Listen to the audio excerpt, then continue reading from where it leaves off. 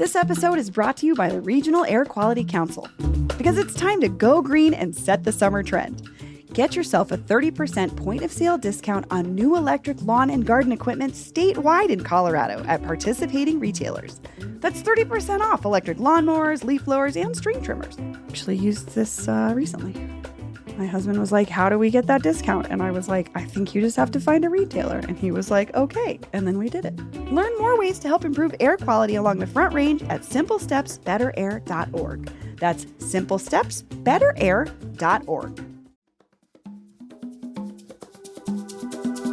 Today on CityCast Denver. People have been moving to Colorado for our beautiful outdoors for as long as there's been a Colorado. But not everyone gets to enjoy it equally.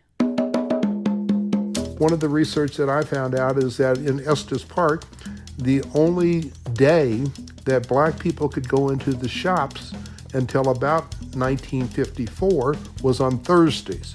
So all surrounding Lincoln Hills were segregated towns. About an hour's drive west of Denver, Lincoln Hills has been a respite for black people for 100 years. During its heyday, black folks from all over would come to Lincoln Hills to enjoy one of the country's few black-owned vacation destinations. And to celebrate the centennial, I'm speaking with past CityCast Denver guest host Donnie L. Betts, who produced a beautiful documentary about Lincoln Hills. We're also joined by Donnie's friend, Gary Jackson, a retired judge whose family has owned property there for generations. Today is Wednesday, March 23rd, 2022. I'm Bree Davies, and this is CityCast Denver.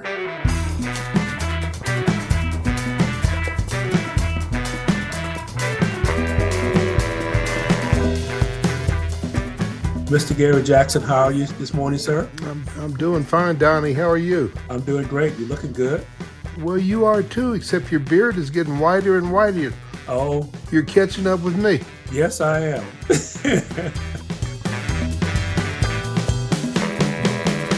Gary Jackson and Donnie L. Betts, welcome to CityCast Denver. It is my pleasure. Thank you so much. Well, thank you for having me. I should say, Donnie, welcome back. You're an old friend of the show. Well, I appreciate that. So, Donnie, actually, I would love to start with you. You produced this whole documentary about Lincoln Hills, and you come at the story from sort of an outsider perspective.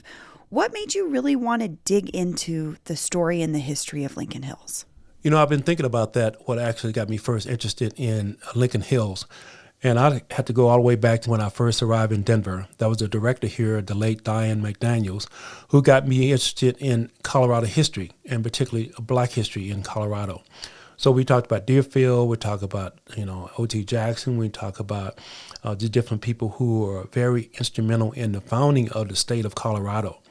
And in doing that, she introduced me to Lincoln Hills. And when you get introduced to Lincoln Hills, you get introduced to the different families and individuals who are part of that. So I was interested in the fact that this was a resort, the 1920s, 30s, 40s, 50s, when so many people thought that black people didn't recreate. But why not? So Lincoln Hills, to me, was always interesting because you knew about Martha's Vineyard and places like that black people would go and recreate. But here in Colorado, here we are once again, always breaking the mold and changing people's narrative about what they think about the state of Colorado, especially when it comes to people of color in Colorado. So that made me want to dig deeper into it. Gary, Donnie mentioned these family connections, the families that really were at the beginnings of Lincoln Hills. Can you tell me about your great-grandfather? Well, my great-grandfather, his name was William Pitts. His mother was an enslaved woman. His father was a slave master. This was in Missouri. He learned how to read and write. He learned the trade of carpentry, but he came to Colorado in 1919. The reason he came to Colorado in 1919 is that he had a son, Walter, who had been injured in World War I. He had been gassed. And as a result of those injuries, he was in Fitzsimmons Army Medical Hospital. And so my great-grandfather would have come to Colorado to visit him. And upon coming to Colorado, he felt that there were better opportunities for a black man and a black family than there were in the segregated South, the segregated Missouri. And he had the money to be able to buy 6 lots in North Cherry Creek, as well as buying several lots in Lincoln Hills. It was called the Lincoln Hills Country Club Development. It was actually incorporated to be the site for Black ownership of property and for Black people to come from all across the country, because at that time in the 1920s, the Colorado population for Black people was relatively small.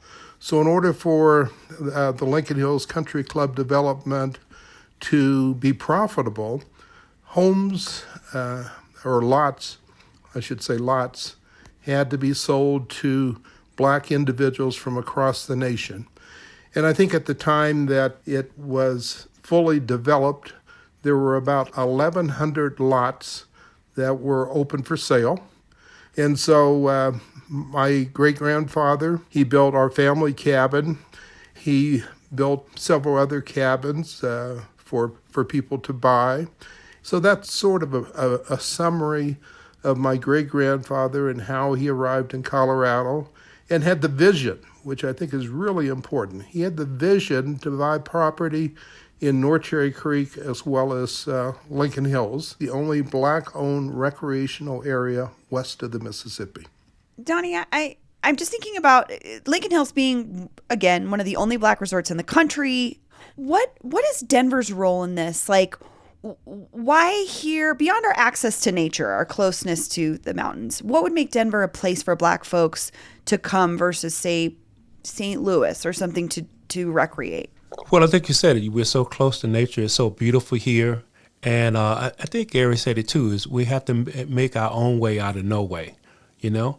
So, city folks were what we were used to in a lot of cases, but a lot of Black Americans came from a rural environment, you know?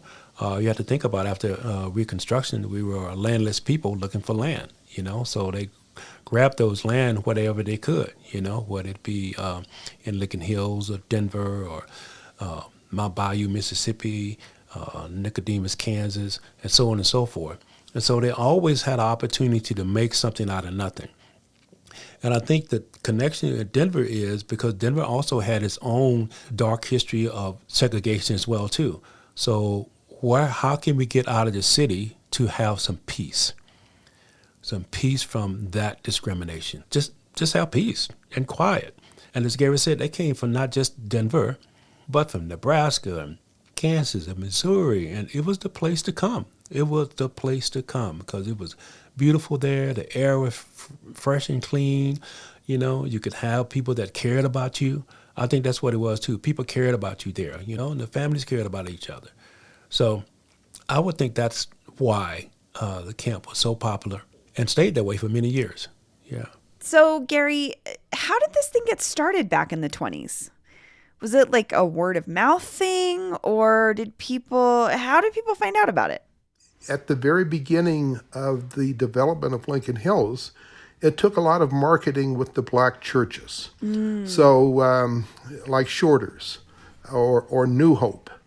Those were two congregations that would come up to Lincoln Hills on a Sunday for a barbecue, would come up on holidays with their congregations to utilize the resources of Lincoln Hills. Also, the importance of that Kansas City, Missouri railroad line that brought Black people to Denver too as employment. He brought the military and that sort of thing. But also that brought a lot of people too, especially to Five Points. You know, the Pullman porters and the nurses in that area were some of the founders of that area that also recreated in Lincoln Hills.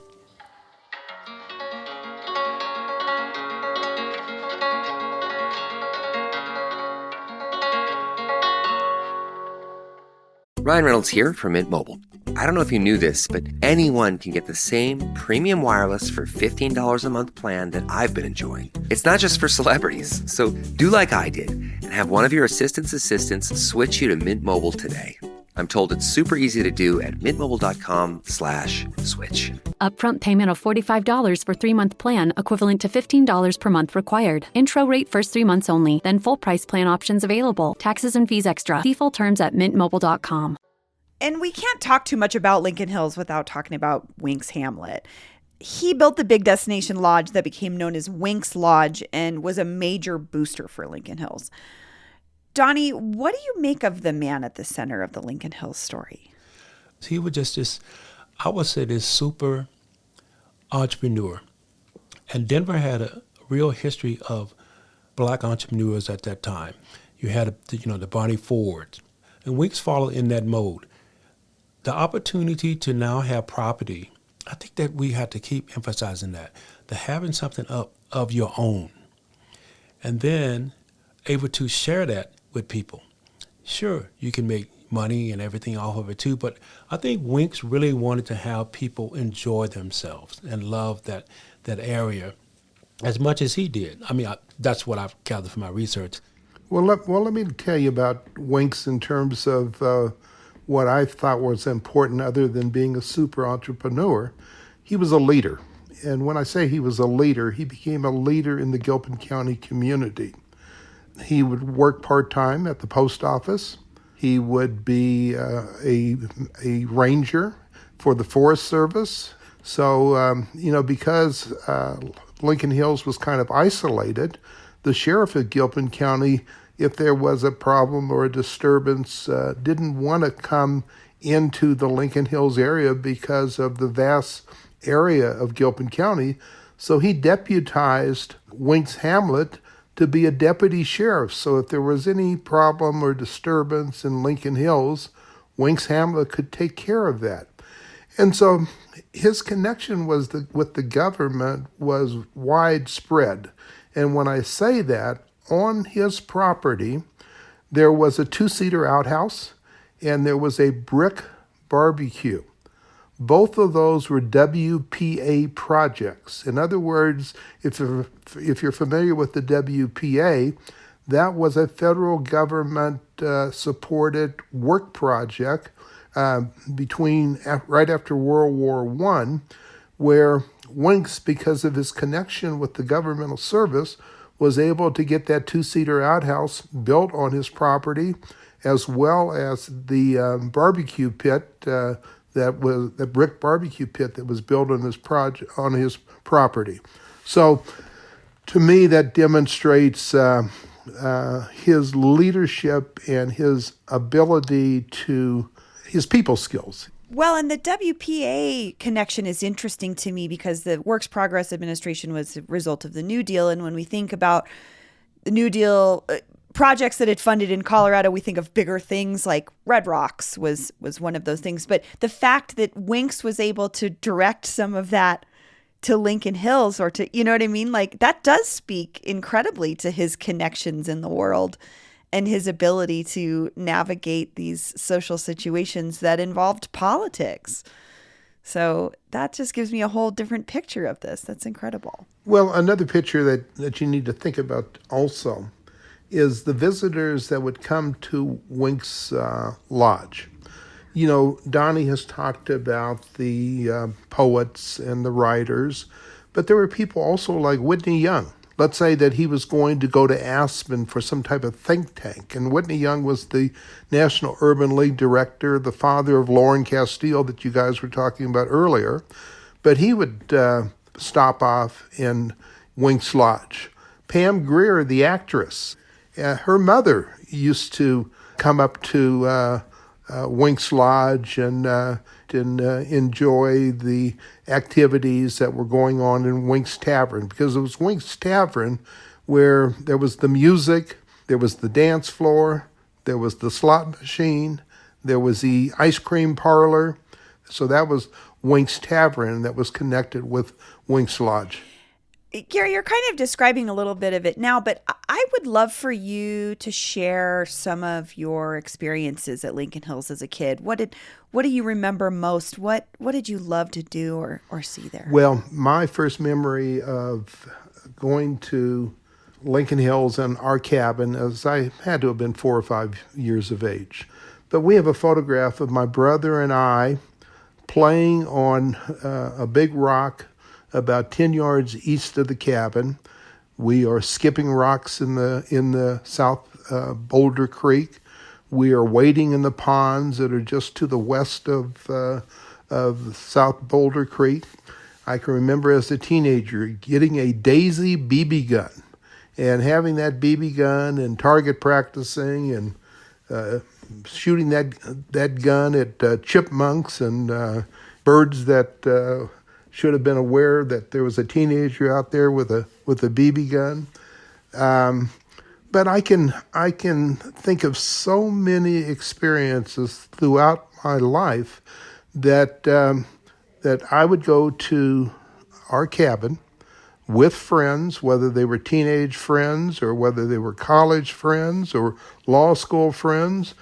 And then one of the things I will always remember is 2008 when we had the Democratic National Convention.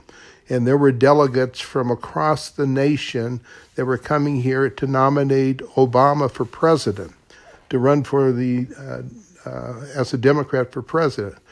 We had a barbecue gathering up at our cabin where there may have been 50 delegates from across the nation, an opportunity to learn directly and have the peace and the calm and the ability to enjoy the Colorado wilderness at my cabin.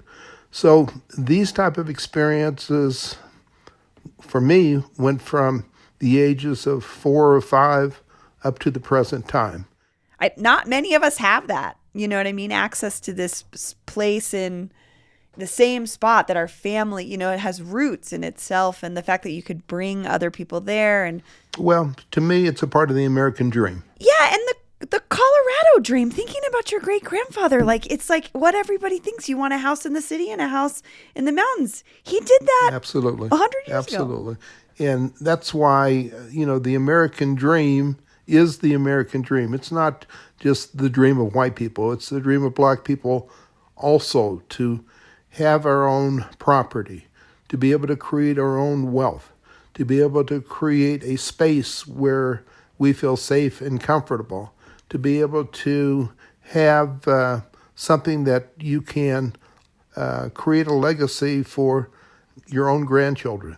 So one of the things that Donnie will know is that whenever I'm at the cabin, the very first thing that we would do is we would put the American flag out on the deck. That would let people know that we were there at the cabin, and if you wanted to come by and visit, because the flag would be flying. Donnie, what is the Lincoln Hills of today like? It's different. It still has some of that spirit, since many of the people like Gary and his family still own the cabins there. But, there's also, the big development of a fly fishing lodge. The new owners are trying to carry on some of that tradition by working with young people. They're working with wounded veterans, and that sort of thing. They're giving them opportunity to go to the outside. They're giving young people a chance to be in the outside as well, too, with horseback riding and fishing and just anything, recreate. It's called Lincoln Hills Cares, is their foundation. And I think they're trying to carry some of that spirit on. I mean, they have a new big lodge there and everything, but Wink's Lodge is still there, still operating. There's be some things done there this summer by History Colorado. Try to have some of the owners come in and tell the stories that Gary's telling now and record those, that sort of thing, which I think is great. So the story lives on. I mean, this is not a dead story. This is a very living history that needs to keep being told over and over and over again. Well, very quickly, this is the 100-year anniversary of the development of Lincoln Hills. And so this story is still ongoing. It's still vibrant. There are still black owners of cabins in Lincoln Hills. So I feel a great deal of gratitude that we've come a full circle in terms of what Lincoln Hills meant in 1922 and what it means in 2022. It is an oasis for black people. Donnie L. Betts and Gary Jackson, thank you so much. This was so enlightening and wonderful. I appreciate both of you. Thank you for having me. Thank you so much. And every time I listen to Gary, I always come back with some fat between my ears because he's giving us some new knowledge.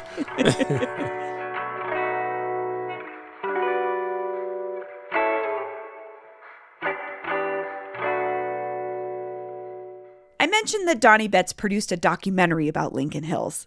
He'll be screening that and hosting a Q&A at History Colorado on April 15th as part of their ongoing celebration of Lincoln Hills' 100th anniversary. Then, on June 3rd, Gary Jackson will be there for a talk about his experience and research into the Lincoln Hills story. That's all for today here on CityCast Denver. It's our birthday week, and we wanted to share some of the nice things that you, our listeners, have said to us, like Jackie, who says the show gives her, quote, a taste of Denver's history while also discussing important current events. When I mention things I have learned on the podcast to my husband, he often says, you're going to know more about Denver than I do, and I grew up here. If you're like Jackie and you enjoy CityCast Denver, the best birthday present you can give us is to rate the show 5 stars wherever you get your podcasts. Oh, and subscribe to our wonderful morning newsletter at denver.citycast.fm. We'll be back tomorrow morning with more news from around the city. Bye-bye. Did she just say no fries for you? Megan is harsh. I like it.